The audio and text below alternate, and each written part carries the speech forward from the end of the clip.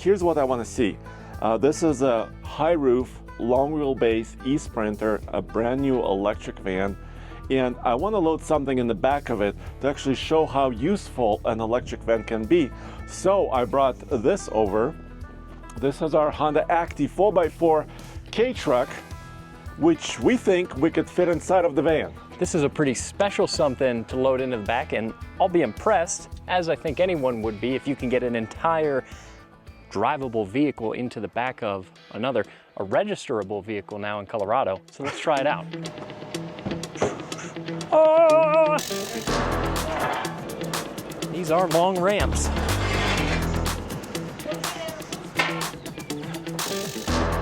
Never.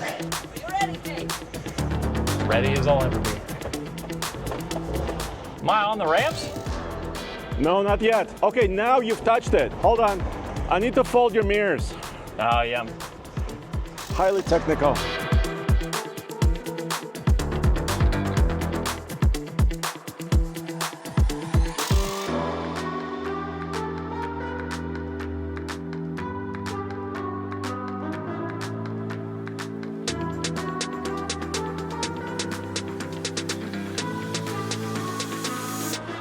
I think we need some Crisco or butter to put on this mirror.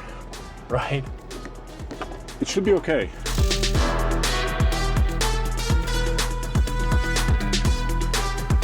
Dude, I think you nailed it.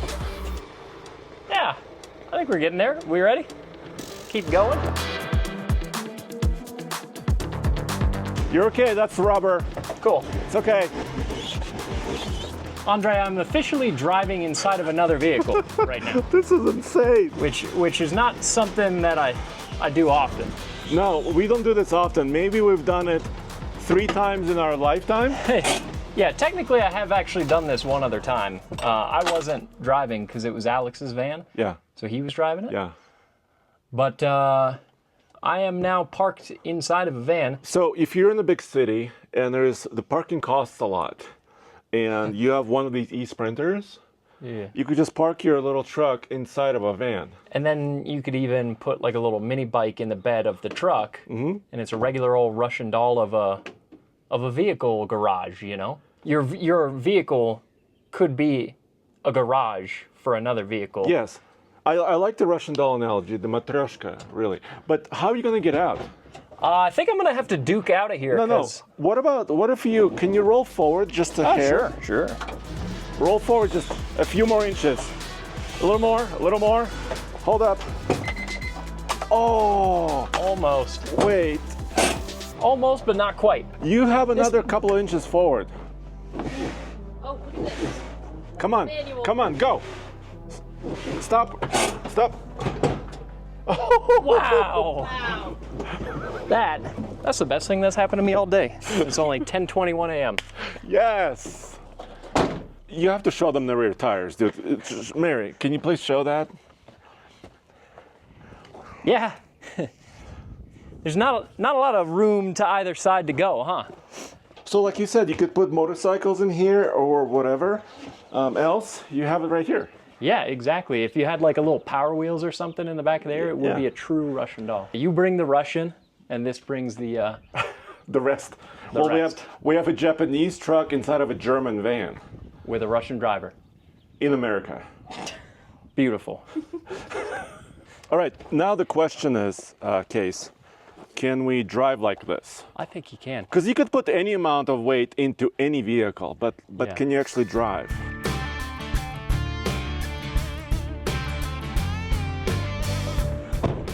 All right, dude, so we do have to talk about other versions of the Sprinter, because if you don't get the battery, especially the bigger battery, right? Right. You're losing quite a bit of payload. Yeah, that's true. And some diesel versions of this can have as much as 1,400 pounds more payload than this electric version. Yeah. So there's definitely some disadvantages to this electric version. This is also a pretty pricey vehicle. Yeah, so it starts at just under $72,000, but with a few options, and the way you see this one configured right now, $75,000. Yeah. But of course, there could be incentives, state and also federal still, Of course, some of them are going away. But also, if you have a large fleet, you can get maybe some discounts based on how many you buy, right? That's true. And there's still a ton of capability in this machine. How cool is this that right now you're driving another vehicle? Yeah. Inside of it, it's like an enclosed tow truck Exactly. for a tiny car. So maybe you could like recover, like Europe has a lot of like micro cars. Yeah. Let's say one is down. Yeah. You know, it's out of juice or whatever. You could load it up if you have a little winch inside, boop, and you could take it somewhere. Yeah. It just goes to show there is a ton of space in the back of this. The volume in there is massive, so much so that we're able to fit a vehicle that you can actually get plated and drive around Yeah. on the street into the back of it. And also this has, you know, pretty good turning radius. This is a 170-inch wheelbase, which is more than most, all like heavy-duty diesel pickup trucks, right? Yeah, this is a big machine. But it's kind of maneuverable. Yeah, See, I not too basically bad. made a circle like in this little space here. And also, if you're worried about charging and charging infrastructure, Mercedes has a pretty clever navigation map where it tells you where the closest chargers are, how fast those chargers are, and based on your state of charge in the battery right now, it will also show you what charge speed capability this battery will allow. So it's up to about 110 kilowatts, which is not the fastest. Yeah. And you can drive around in small circles. Yeah. Just burn energy, right? Exactly. This is pretty amazing. I mean, we've loaded a little Fiat 500 inside of a pickup truck, Yeah. but that was a whole debacle because it was partially hanging on the tailgate. Yeah, which You is know, great. we weren't sure if the tailgate is gonna snap, you know, that type of stuff. But this is all contained. This is enclosed, and there's even space lengthwise. If it's about as wide and as tall as it can be, Yeah, but lengthwise, there's a little bit more space. if there was a long wheelbase K truck, there's not. But if you were to make one, a 6-wheel K truck, which people have done, Yeah. although It'll I'm not still- sure they changed the overall length on those, but still, yeah, we've got quite a bit of space in the back of the van, and the ride quality over uneven ground isn't too bad. No. Even though we're loaded up not far off of the maximum of what this is rated for as far as payload. Exactly, and that suspension, even though it's a little bit funky looking, is very capable. Yeah, it's an interesting design. And this gross vehicle weight rating of this van is still under 10,000 pounds. It's about 9,300 pounds. Right. So technically speaking, you don't need a commercial license if you're in one of these. So because it's under 10,000 pounds. Pretty nice. So now all we have to do is unload. Yeah, Let's easy do it. enough. Kase, I'm gonna open the door.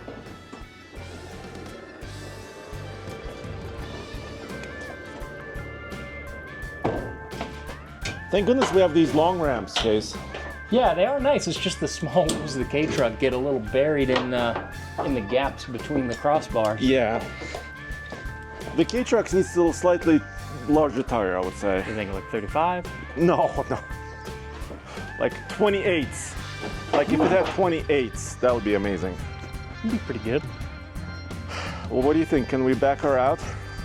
I sure hope so. He gets it. All right.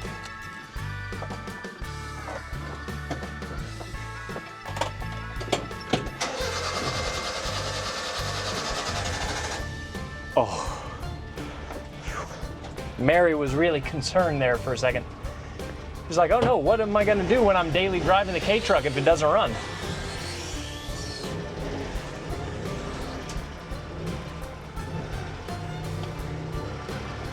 Oh yeah. We put a truck inside a van.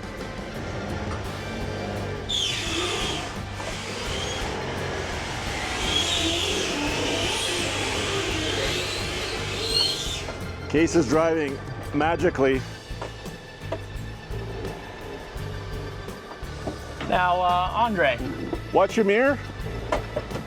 Hold up. Ha-ha. I think that one is pretty clear, actually. Okay. Yeah, you're good. Oh, beautiful. Wow.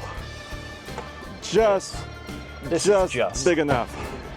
incredible. It's pretty sweet. All right, Kase, let's walk around this van because it's got a few cool features. Yeah, well, tell me about them. I'm seeing that the interior's got a few nice pieces like this steering wheel, which I really like. Yeah, very comfortable. So the whole story about this van is that it's the same size, same spec, basically the same comfortable interior that you find in any Sprinter, no Right. matter if it's gasoline powered, diesel powered, whatever you want. So this electric one has the same comfort features, same tech features. And look at this. This is where you would put the fuel in, right? Yeah, which is kind of interesting. Obviously, these are very standardized vehicles across the platform, across the different powertrains. So we've got that remnant of the combustion versions of this. Yeah, so if this was a diesel, you would fill it up in here. Right. But it's not. But it's built at the same factory that the other Sprinter vans are built at. And right now it's available in this one configuration, which is kind of this long wheelbase, high roof. But here's how you do fill it up. There is a plug in the front. Yeah. And this is an absolutely massive vehicle. Show me the plug. I love this feature. It's That's like kind of cool. It's like a spy van, like 007 would drive. Bam.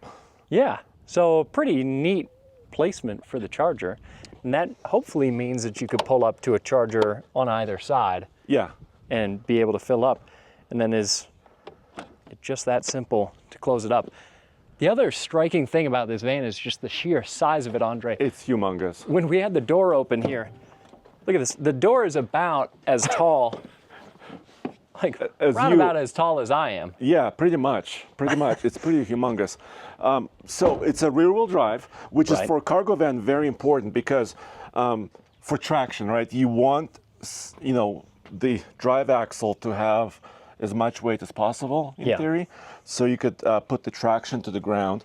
And I don't know, Mary, if we could look inside, you can kind of see this really interesting suspension leaf. Yeah, that is pretty unique. So this is just a monoleaf design instead of a leaf pack of several stacked. Yeah, steel Metal leaves, leaves, basically. Yeah. But in this case, it's the composite, and that cradle you kind of saw inside of there. The aluminum cradle is where the electric motor is, and there's two power levels. There's a 134 horsepower base one, but then they crank up the juice Right. on a little bit more premium ones to about 200 horsepower. So this is not supposed to be a speedy van. It's just supposed to be a working van. The conclusion is, because everybody wanted to know this, right? Yeah. Is that an electric van like this still can be very, very useful. Yeah, you can put a lot of stuff in it, including an entire other vehicle. Yeah. We didn't really need to take the K-Truck anywhere, so we did just kind of drive around in circles. But it still proves the point. Exactly. Thanks for joining us, and check out oldtfl.com for many more videos, real-world testing. Somewhere we drive several consecutive miles. You ready to unload the truck? Yes. No, I would never say that. Because he's dumb. Because he's stupid. You hear that, Case? You're stupid. No! I said he's done. He is done. I'm done. I'm sweating up a storm. You're cooked. Cooked Mary is cooked. like a goose. Oh my God. This is blackmail.